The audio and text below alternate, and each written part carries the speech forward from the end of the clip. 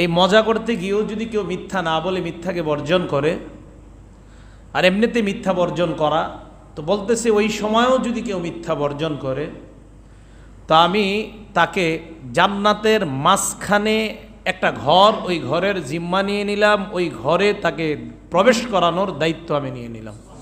রাসূল করিম সাল্লাল্লাহু আলাইহি সাল্লাম ইরশাদ করেন, আনা জাইমুন বিবাইতিন ফি ওয়াসাতিল জান্নাহ লিমান তারাকাল কাযিবা ওয়া ইন কানা মাযিহান।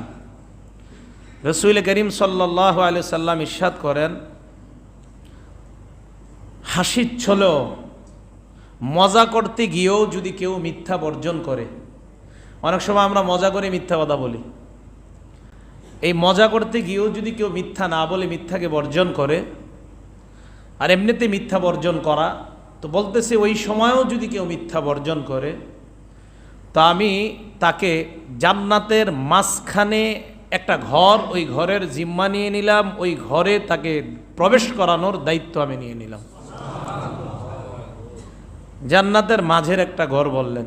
ঝগড়া পরিত্যাগ করলে নবীজি বলেছিলেন জান্নাতের শেষ সীমানা একটা ঘরের দায়িত্ব, আর মিথ্যা পরিহার করলে জান্নাতের মাঝে একটা ঘর, এই ঘরে তাকে পৌঁছায় দেওয়ার জামিন, জিম্মাদার আমি নবী নিয়ে নিলাম। তো রাসূল করিম কিভাবে পৌঁছায় এটাও বুঝতে হবে। এই হাদিসগুলো দ্বারা বিভ্রান্ত হওয়া যাবে না যে নবীও জান্নাতি নিতে পারে মানুষ, বিষয়টা এমন না। নবীজি আল্লাহর কাছে সুপারিশ করবে, আল্লাহ পাক তাকে জান্নাতে পৌঁছায় দিবে।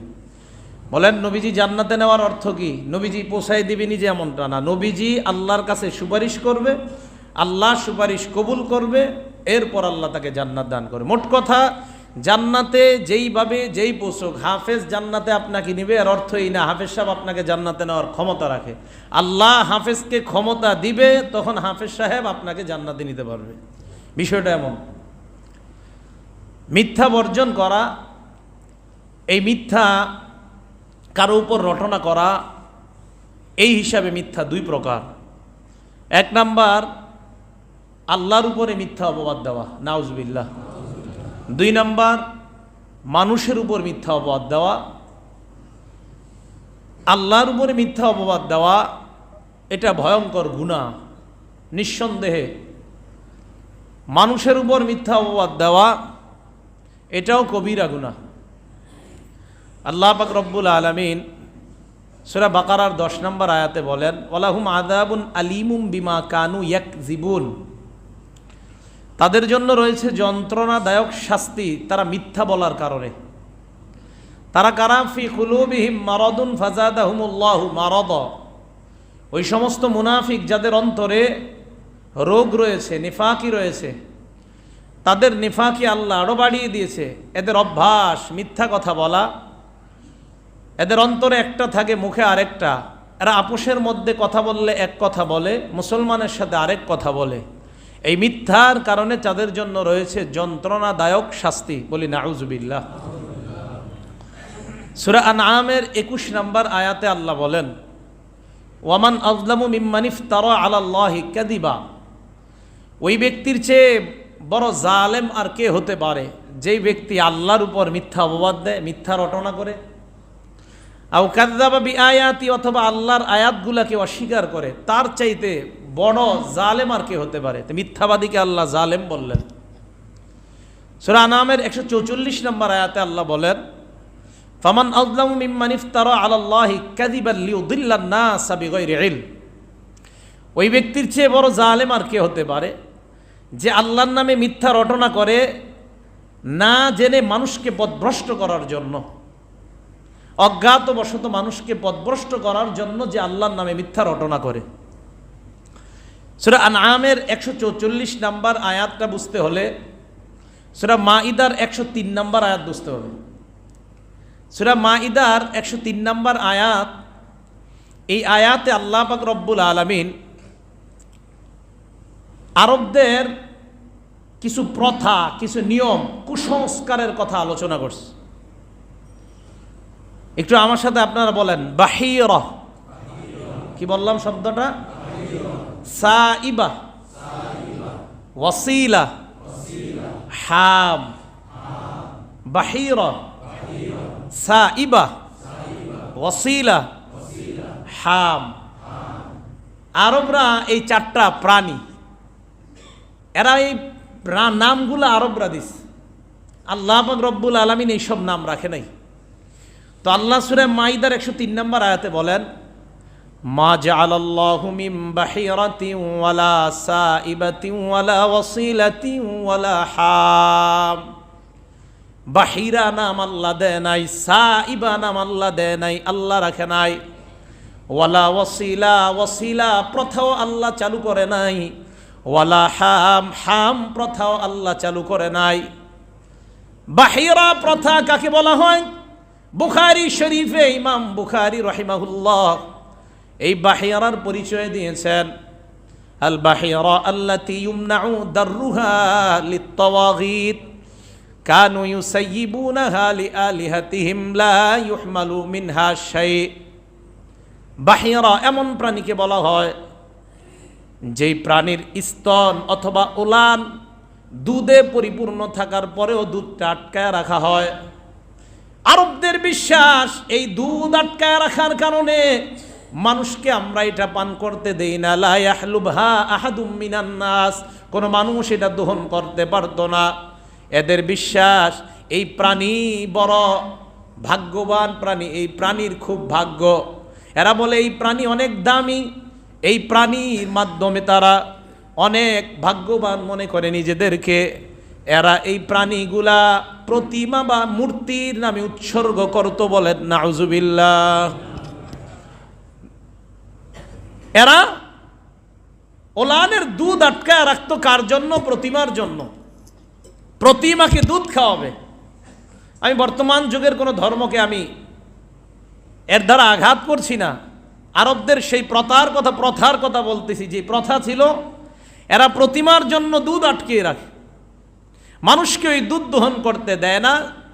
ওই জন্তু যেই জন্তুর ওলানের দুধ আটকায় রাখে, মানুষ এটাকে দহন করতে পারে না, এটাকে বলা হয় বাহিরা। কি বলা হয়? আল্লাহ কয় এই বাহিরা প্রথা আমি চালু করিনি। ওয়ালা সাইবা, সাইবা বলা হয় আল্লাতী কানু ইউসাইয়িবুনাহা লিআলিহাতিহিম লা ইউহমালু আলাইহা শাই। সাইবা এমন প্রাণীকে বলা হয় যেই প্রাণীটা আরবরা তাদের প্রতিমার জন্য উৎসর্গ করত। এটার উপর কোনো কিছু বহন করা নিষেধ, এটার উপর কিছু বহন করা যাবে না। এটা প্রতিমার জন্য, এটা আমাদের খোদার জন্য, এটা আমাদের মূর্তিগুলার জন্য, সাবধান। এটার উপর কাউকে বহন করানো যাবে না, কাউকে উঠানো যাবে না। এটাকে বলা হয় সাইবা। কি বলা হয়? তাহলে বাহিরা বলা হয় প্রতিমার জন্য যার দুধ আটকিয়ে রাখা হয়, মানুষ দহন করতে পারে না। সাইবা বলা হয় যার উপর কাউকে বহন করতে দেওয়া হয় না এবং ওই প্রাণী তাদের প্রতিমা বা খোদাদের জন্য উৎসর্গ করত, এটাকে বলা হয় সাইবা। আল্লাহ বলেন ওয়ালা সাইবা, এই সাইবা প্রথা আমি চালু করিনি। ওয়ালা ওয়াসিলা, ওয়াসিলা বলা হয় বড় আশ্চর্যের বিষয়। আন্না কতুল বিক্রু তুবাক্কিরু ফি আউয়ালিন নিতাজ সুম্মা তুসান্নি বাদু বিউনসা। আরবরা মনে করত যেই প্রাণী প্রথম একটা কন্যা সন্তান জন্ম দিত, এরপরে যদি আর একটা কন্যা সন্তান জন্ম দেয়, এই প্রাণীটাকে তারা মনে করত এটা খুব ভালো প্রাণী, এই প্রাণীকে উৎসর্গ করা লাগবে। এটাও প্রতিমা বা মূর্তির নামে উৎসর্গ করে দিত। শর্ত কি? টানা 2টা মেয়ে জন্ম দিতে হবে। এটাকে বলা হয় ওয়াসিলা। এর মাঝে কোনো ছেলে জন্ম নিতে পারবে না, 2টা মেয়ে প্রাণী জন্ম নিবে, নেওয়ার পর এটাকে মূর্তি দেবদেবীর নামে উৎসর্গ করত। আল্লাহ কয় এগুলো কোন ধরনের প্রথা? আমি এগুলা চালু করিনি। এরপরে হাম, হাম বলা হয় ফাহলুল ইবিল। ইমাম বুখারী আনছেন এই বর্ণনাগুলা। ফাহলুল ইবিল বলা হয় পুরুষ উট। কি উট বলেন তো? পুরুষ উট। এই পুরুষ উট দিয়ে ইয়াদরিবুদ-দিরাবাল মাদুদা, এরা প্রজনন করায়। তো বর্তমানে দেশ গ্রামে দেখবেন পাঠা গরু দিয়ে যে প্রজনন করায়, পুরুষ উটের মাধ্যমে নারী উটনির সাথে এরা বারবার প্রজননের মেলামেশার ঘটনা সংঘটিত করত। এদের বিশ্বাস এইভাবে বংশ বিস্তার হওয়ার পর যেই প্রাণীর মাধ্যমে বেশি বংশ বিস্তার হয় এই প্রাণীটা আমরা ব্যবহার করা উচিত নয়, এটাও খোদাদের নামে উৎসর্গ করা দরকার। আল্লাহ বলেন, আশ্চর্য প্রথা তোমরা কোথায় পাইলা? আমি তো এই প্রথা আবিষ্কার করি নাই। এই জন্য আল্লাহ বলেন, ওয়ালাকিন্নাল্লাযীনা কাফারু ইফতারুনা আলাল্লাহিল কাযিব, এরা এই প্রথা আবিষ্কার করার মাধ্যমে আমি আল্লাহর নামে অপবাদ দেয়। কারণ আমি আল্লাহ এই প্রাণীগুলা তোমাদের জন্য হালাল করলাম, অথচ এই প্রাণী তারা নিজেদের জন্য হারাম করে। দুধ দহন করা নিজেদের জন্য হারাম করে, বাহনে উঠা হারাম করে। এরা এই প্রাণীগুলা খোদাদের নামে উৎসর্গ করে, হালাল প্রাণীগুলা নিজেদের জন্য হারাম করে। আল্লাহ বলেন, আমি আল্লাহ যে এটা হালাল করলাম, মানুষ যদি এটা হারাম করে, এটা হবে আমি আল্লাহর নামে অপবাদ দেওয়া। বলেন নাউজুবিল্লাহ। সুদ হারাম করেছেন কে? এখন যদি কেউ বলে কোনো না কোনোভাবে সুদ বৈধ, কোনো মুসলমান যদি বলে, আল্লাহর কসম ওই মুসলমান আল্লাহর নামে অপবাদ দেয়। কার নামে অপবাদ দেয়? কারণ সুদ হারাম করেছেন কে? এখন যদি কেউ বলে এটা হালাল, বিএনপি পিরিয়ডে মুফতি আমিনী সাহেব রহমতুল্লাহ যখন এমপি ছিলেন ব্রাহ্মণবাড়িয়ার, এম সাইফুর রহমান অর্থমন্ত্রী যিনি ছিলেন তখন, উনি বলেছিলেন সুদটা কি কোনোভাবে বৈধ করা যায় না সংসদে? আমিনী সাহেব সাথে সাথে দাঁড়িয়েছেন সংসদে। স্পিকার বলতেছিলেন আপনি বসেন, নাই মুহূর্তে কথা না বললে আমি সংসদ বর্জন করব। পাওয়ারফুল ছিলেন সংসদের মধ্যে, উনি কথা বললে পুরো সংসদ নীরব। আগামী 100 বছরে এমন মর্দে মুজাহিদ বাংলাদেশে পাবেন না।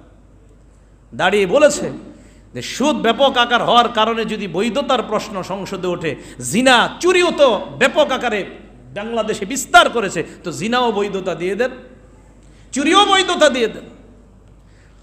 হুজুর যখন সংসদ শেষ হওয়ার পর বের হচ্ছে, অর্থমন্ত্রী সাইফুর রহমান সাহেব ওনার কানে কানে বলছেন, হুজুর আমি তো খালি প্রস্তাব উত্থাপন করছি, আপনি রাগ হয়ে গেলেন। আপনি এমন প্রস্তাব কেন উত্থাপন করলেন যেটা ইসলাম মুসলমানদের অন্তরে আঘাত করে, কোরআনের সাথে সাংঘর্ষিক? এমন প্রস্তাব আপনি উত্থাপন করার কারণে আমি সহ্য করতে পারি নাই। এই জন্য আমাকে আল্লাহ পাক রব্বুল আলামিন ওই সময় এমন এক শক্তি দান করছে। নবীজি বলেছেন, যখন কোনো অন্যায় কর্ম দেখো, সাথে সাথে শক্তি থাকলে প্রতিহত করো। আল্লাহ ওই শক্তি দিয়েছেন, তাই সাথে সাথে প্রতিহত করছে। সুদ হারাম করেছেন কে? আল্লাহ। এই জন্য এটা যদি কেউ হালাল করার চিন্তা করেন, অসম্ভব। কিয়ামত পর্যন্ত এটা হারাম, এটা হারাম। এটার যত সৌন্দর্যতা আর বাস্তবায়িত দেখেন আপনি, হারাম হারাম। এটা যদি হালাল করেন, এটা আল্লাহর নামে অপবাদ দেওয়া হবে।